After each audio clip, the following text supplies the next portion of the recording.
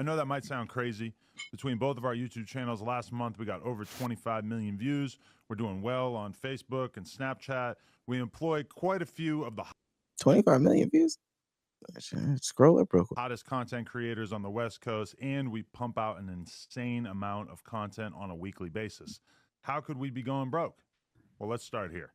We expanded too much during COVID at just about the exact moment that our revenue streams all took a hit. We hired a whole bunch of editors and other employees, and we bought a huge office building that cost us almost $4 million, thinking that the growth that we were experiencing during the pandemic was going to continue. And unfortunately, that did not happen. Our YouTube numbers, which had doubled or even tripled, gradually returned to normal. Our Snapchat and Facebook numbers, which had exploded during COVID, sometimes even hitting 6 figures a month, shrank by about 80% or more. Our Patreon, which was absolutely Holy 6 figures a month, shrinking by 80%, and it's 90% his fault, which is the crazy part. It's 90% his fault. All this just went from 100,000 to 20,000. I know your stomach queasy. Why would you ever? What did he think Snapchat was gonna be like this long term? No, it wasn't even. He said Snapchat was the wave, bruh.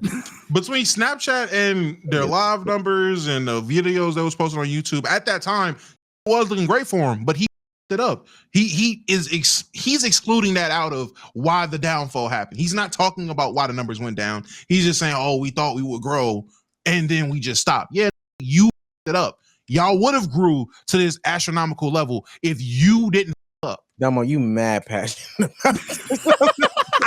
I liked the No Jumper channel. I was a fan. You was one of the 25 million views. Oh my god! Here, I ain't gonna. I don't know who said it. I don't know who said it. No, I did not. I don't subscribe to anyone's Patreon. Okay. I think the only person's Patreon I might subscribe to is Don Townsend. Shout out to Don. But I promise you, whoever said it in the chat, that one pod is absolutely right. He said, bro, when you host Love to Bully You, this asked me to introduce this topic and it's been on ever since. You're right, bro. I see it now. This is crazy. This is the environment we cultivate, man. This is crazy. He asked me to host one topic and has been on ever since. I am taking this serious. I'm listening to this business, a $4 million studio off of what, 6 months of a boom is on a Ryan Howard right now. I'm taking it so serious. All right, Ryan. I am. Absolutely killing it for a year or two when we were doing uncensored, aka nude interviews with up-and-coming superstars like Zumi and Sky Bree. Fell off quite a bit with the launch of Plug Talk and a decreased interest in seeing us interview stars. In addition to that, you might recall that the channel took quite a hit when approximately 8 of our hosts left the platform in March of 2023. Although we've definitely largely recovered and managed to build up a very healthy roster of talent since then, that certainly took a toll on our business for a while as well. All that stuff hurt the business, but we were still solidly profitable. That is, until the last few months, where we experienced 2 major L's that we never could have seen coming. First, we lost the No Jumper Instagram. After almost 10 years of building it up and essentially no strikes on our account, we got taken down one day and we still have absolutely no idea why. Wow, that's crazy. No luck getting it back despite being in contact with what seems like every Instagram recovery guy on the face of the planet. We were bringing in a very solid amount of cash monthly that was keeping us afloat via selling sponsored posts on. You think they're too far removed to actually talk to Mark Zuckerberg? I know that's like a crazy. Yeah, I know that sounds like lazy, but you would think even if it's not Mark, they'd have a way to get their fucking Instagram back. That's crazy. It goes to show that this was a strategic hit to get them to fuck off that platform because they were sick of them. Niggas are sick of Adam.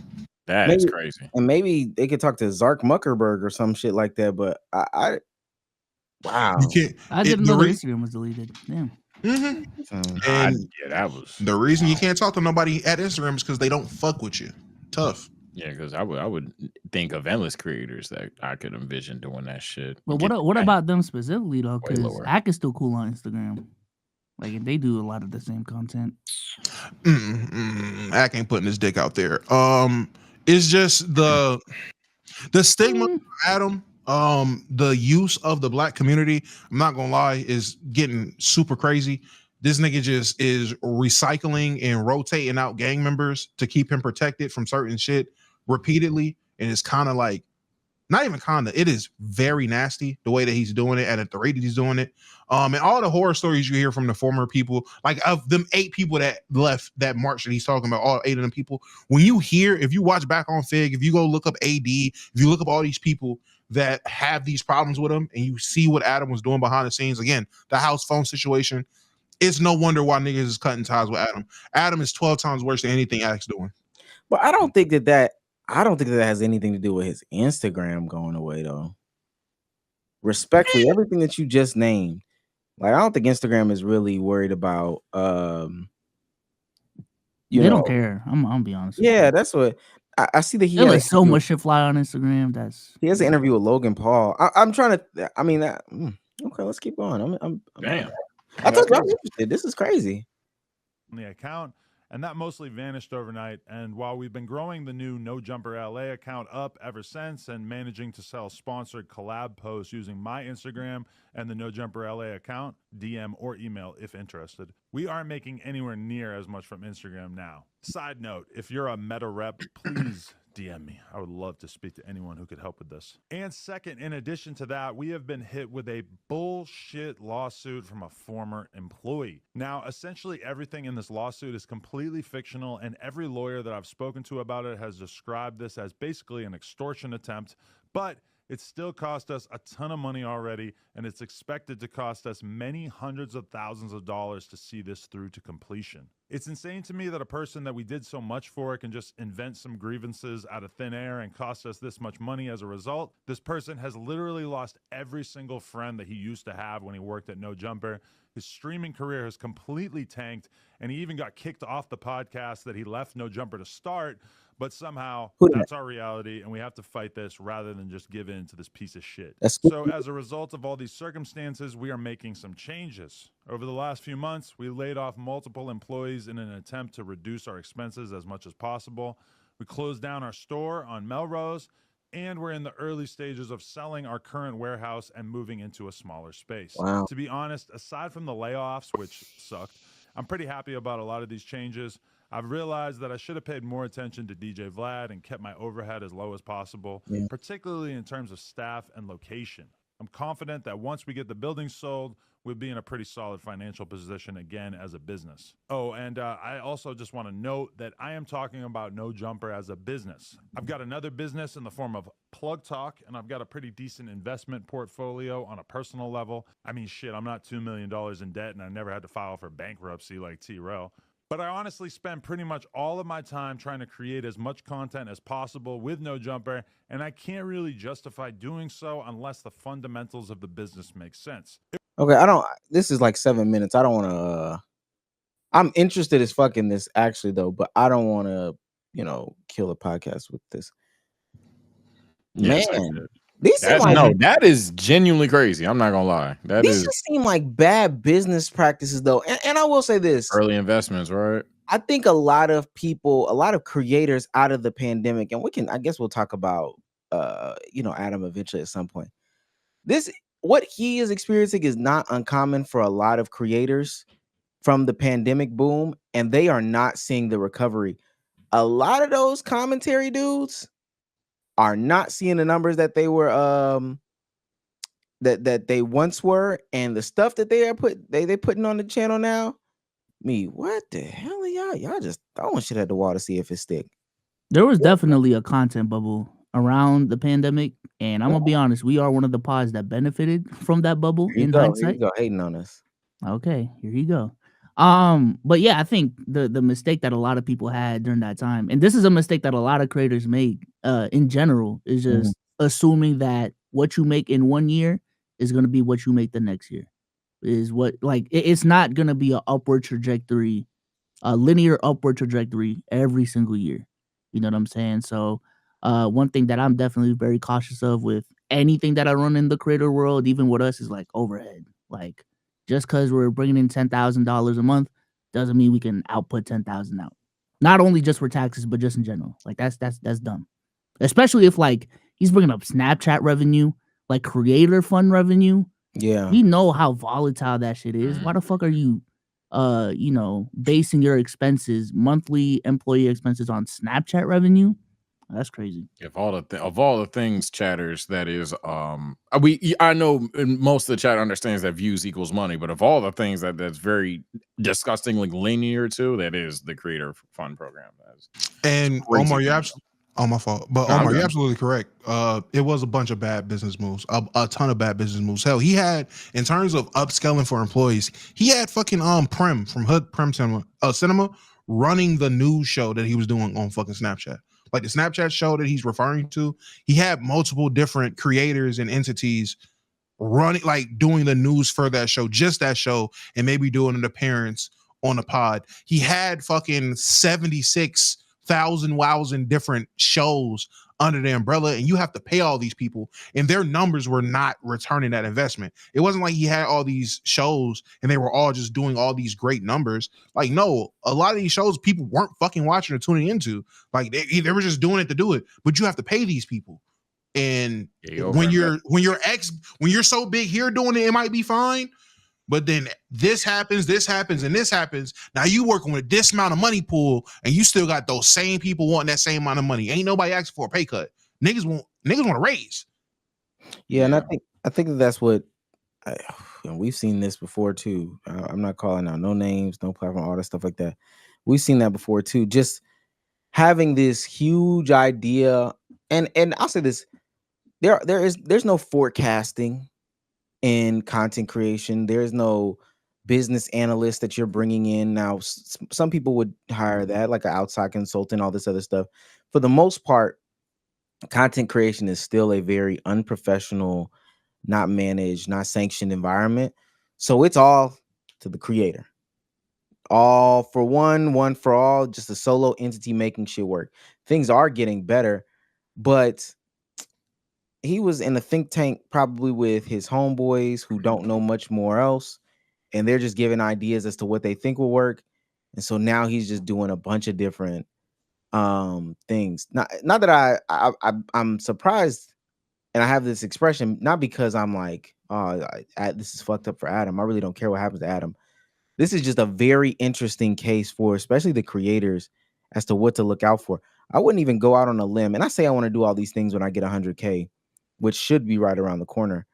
But even from my channel, like, dog, I'm not gonna lie, and I don't have no problem with telling my story and all this other stuff.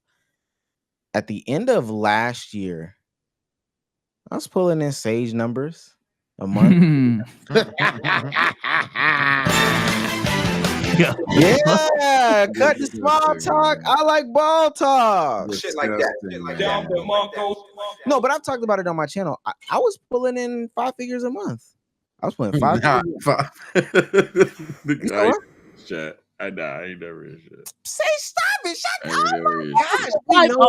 Okay, man. Like niggas can't count. Okay. Now you're testing our mathematical skills.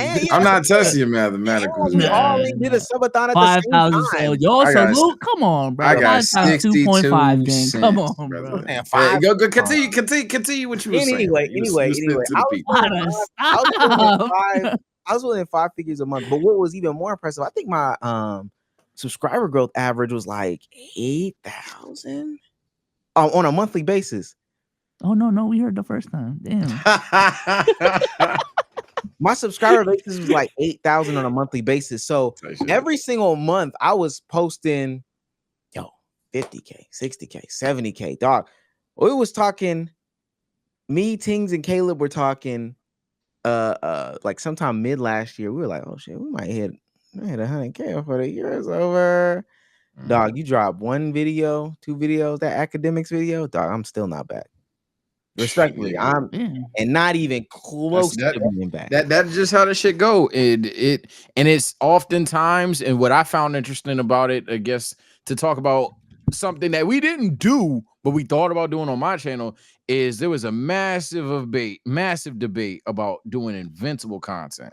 And how is this relevant is because we feared that if we did invincible content, that it would just essentially chop everything the fuck in half. If I'm bringing that up to say, if that had went down, it kind of relates to the Adam thing to me a little bit in the sense of, okay, you thought that this idea was gas or whatever, but if your business, if what you have built for so long, you thought of it as something so stable that fuck it. If it's an invincible video, if it works, it works. It doesn't, it doesn't. But you're not factoring what if other things go wrong, or hell, in my case, where the invincible video ends up anchoring the channel for one fire ass video. Now you've started this other entire project, but you're flat, I guess, per se. I'm not using the right verbiage, but essentially your flat rate that you've already depicted in your brain, that shit's gone now. Now you started an entirely different project, or in his case, a Snap show, which, side note, I don't know how much the fuck Snap be paying, but now you started that going on.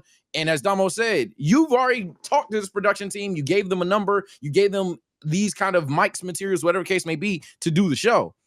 To then yoink it away, that ain't gonna go down. It's not that the people that work with you don't want to continue working with you, but that is never gonna be the case. That is never gonna be something that they fuck with. I know I yapped it all over the place, but it's just kind of like that. That's why I find the interest in it.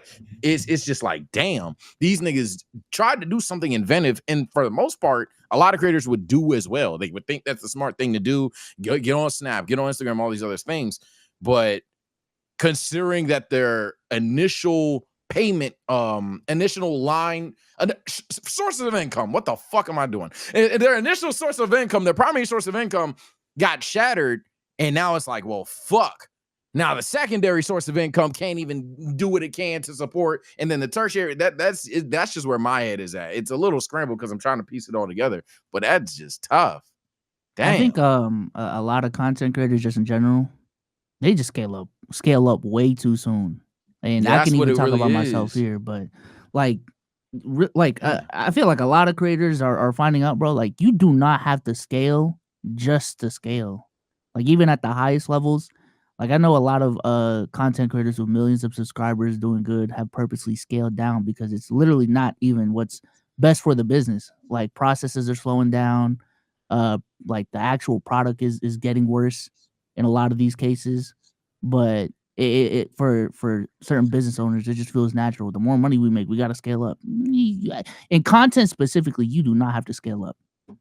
But especially if it was reliant on you being on there, you doing the things, unless these things became like automated. Yeah, I never understood why they need to scale up. But even if you look at some of the biggest content creators, yo, Kai and them have been doing this for so many years and still hit a good stride. Like there was some luck to the stride before they started to pump all this money. DDG recently talked about this, and Neon talked about this last year.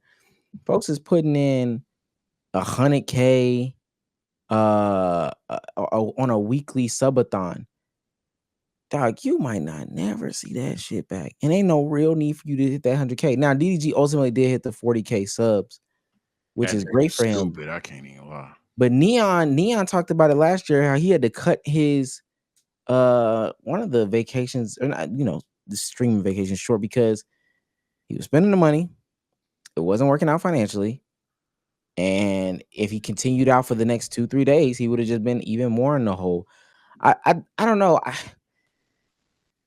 This is why I'm not a proponent of being like your own individual person, business, all this other stuff, because ultimately you just created another job for yourself. It's not something that can just maintain without you going.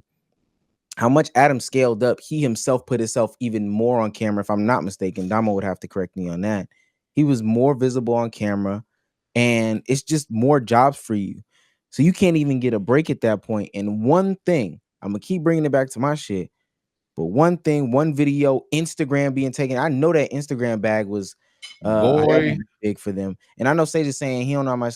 That creator phone was probably paying a lot. Now, having all of your businesses be relying on, okay, if I can get 20,000 from here, 20,000 from here, 15,000 from here, exactly on a number, that's a bad idea. But having one of them things just go away, no questions asked. If your YouTube channel went away right now, who would you even talk to about it? Yeah, that's what I'm saying. It's like you would think that No Jumper would have that phone call. The idea that they ain't got that phone call. Continue. I ain't gonna yap it up. I'm gonna let you finish.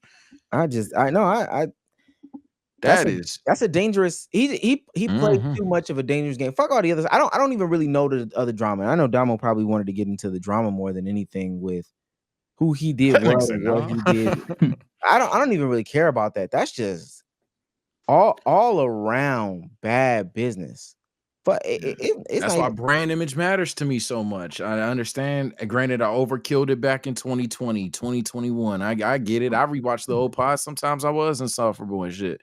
But that is the shit that I be talking about. I'm like, dude, I gotta watch that whole video now. you played a dangerous game and you got the worst kind of prize, man. That's spooky, damn near, to be honest. But that's kind of why. And granted, he obviously wasn't the only voice of reason, I'm assuming, in there. But that's why, like, at some point as creator, you do need, even if you don't want to pay an editor or pay a whatever the fuck, you do need voices. You do need other people to talk. Because at some point, it's just business. At some point, you're going to make those kind of mistakes. And you need to figure out, as Omar used to say, ye old woo, what's your pivot? Or what is just your straight up business plan? What do you want this channel to do for you outside of the views, outside of the fame, the clout, all that stuff? What do you want this to do for you financially is a question that you got to ask yourself. You know where he also fucked up too? He should have did what Mr. Beast did, is he should have set up those low lift content things that would have been like, simple reactions, low lift stuff that paid high amounts of money. And then ultimately the high amounts of money would have been able to fund all this other stuff. So even if the bigger stuff doesn't seem to be feasible for this season or whatever the case may be, it's okay because the low lift stuff do it. That's what Mr. Beast does with like his gaming channel, his reaction channel. I don't even know if Mr. Beast still does that, but he doesn't. I checked. He doesn't? Nope. Oh, he probably doesn't need to anymore. Well, he probably doesn't get a fucking status. He's because of the Amazon, because he's getting bigger contracts from other people. But Mr. Beast used to go 0 on his main channel videos, and 0 might even be on a good day. He would go on the whole. But the thing that would fund that is he would have Beast Reacts, Beast Gaming, and then like another Beast channel. So all the little foreign language channels as well. All that would bring the money in plus the ads and be able to pay for the entire conglomerate. And I guess now he's at a point where he has so many other things going on business wise that he doesn't necessarily need to continue to stretch himself so thin. But starting 2 big, huge projects at the same time and stretching yourself thin like that just doesn't make too much sense. Damo, do you know if No Jumper is like, do they got a lot of brand deals or no? I'm assuming no, not that I know of. I mean, they had the typical shit just from being like on YouTube or whatever. But I will say over the years, it's definitely lessened and lessened. But it's Adam's fault because of the type of content he's decided to do, the type of company he decided to have. Like he made a decision, and hindsight's 2020. But niggas told him at the time, you are going down the wrong path. You had the formula in terms of just budding rappers in general, just getting the up and coming rappers, getting big rap interviews, things like that, just keeping a certain lane and niche. When that nigga decided to start, we gonna start doing the porn, we gonna start having nothing but gang members and tying in all the LA gang politics and all that shit, that brought so much of it. It's solely that. Like, that's literally what the channel is now. It's not even about just rappers in general no more. It's mainly just LA shit, LA politics. But you're Adam from Massachusetts. You're getting guys like fucking Flacco from North Dakota. And you're getting y'all are all in LA talking about gang ties, gang politics. Y'all making these claims about these gang rappers, and it's having a negative effect on the product. Now, every other goddamn day, niggas is about to shoot up the goddamn set. Now every goddamn day there's beef. Whack 100 is talking about a new beef or drama. Why is Whack 100 a prominent figure on No Jumper? And it's just gang. You got pimps, fucking Sharp, and all this random pimp culture, and you got all the worst parts of the black community. Niggas already looked at you some type of way for exploiting the black community when it came to the rap side of things, but it was, you could justify it because someone has to interview these rappers, so you had the platform for it. Cool. But once you start taking it everywhere else with the gangs, with the pimping, with all that other negative shit with the black community, and you seem disingenuous because you have AD to Crip to protect you in the interview, and an AD get mad at you, so now you got Crip Mac to protect you in the interview, but now Crip Mac is getting incriminated because all this dumb shit you got him doing, so now you get No Extra, the Crip, to protect you, and now No Extra goes to jail, but now he comes back But when he went to jail, you had Brick Baby, the Crip, up there to protect you. Like, come on, gang. You got all the worst parts of the black community, and you're exploiting it on an everyday basis with no hesitation. So I'm not surprised all this dumb shit is happening to you. I'm not surprised the business is failing. I'm surprised it took this long for it to happen. This shit should have been happening. That's crazy. I ain't know all that. So if what you're saying is true, dog, that's tough. I guess further on, not necessarily related to his journey, because you already talked about the path that he went down. I think when we talk about early investments, some creators, man, and y'all kind of said this way earlier, but again, a lot of thoughts racing through my mind because this is crazy to me. A lot of creators, when they get that boom, they don't know what their floor is. And their floor, I've always said the floor is way lower than you even possibly could see. Like your 10 out of 10 ain't your floor. Your floor is, I would literally say you don't know your floor until you try to reach it. And this is just another situation of like, God damn, you. But I think this is the problem when you're not brand friendly, is you become way too over reliant on fan funded revenue and also AdSense. So yeah, like fan funded revenue technically should be consistent, but in actuality, it really isn't compared to brand deals. Like when we talk about like a lot of these high level brand deals, motherfuckers are getting paid millions every single year, and that's like concrete. You're gonna make $1 million that whole year. You have a more concrete sense of your budget. With AdSense, with fan funding, with a Patreon, all these different shit, it just puts you in the mercy of your fan base. And then also if it's like some AdSense based shit, that's how you fall in the rabbit hole of clickbaiting, doing everything for the content, is because your numbers are down, your revenue's down, you can't pay your employees. So now you gotta go down the extreme rabbit hole of saying some wild shit, doing wild shit that you might not even agree with morally, but you got bills to pay now. You live in California, you live in LA, you got to shop in Melrose, all these different things. You got a lifestyle, like lifestyle creep has definitely creeped up with Adam. Like I don't think he lives this like modest lifestyle. So that's tough, bro. That shit's tough, man. I didn't understand, like, you bought the studio. This is my thing. People be buying the studio or buying something and like Biso said, it doesn't make the product necessarily better. Even the aesthetic that he went for with the studio, their podcast set was kind of ass. Like, yeah, that is a big ass purchase. Respectfully, I think Joe Budden has like a nice podcast set, and I've seen him go from different podcast sets to podcast set. Adam has been at this little table for a minute now, and this is inside a $4 million studio. I think that in and of itself is just like a super ass thing.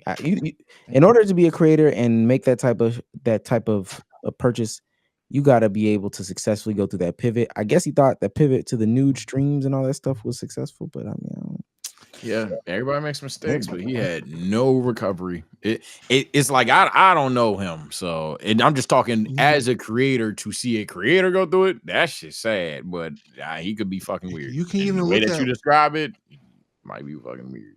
You can even look at when he tried to do the fucking finding the male porn star to sleep with Lena and film that shit.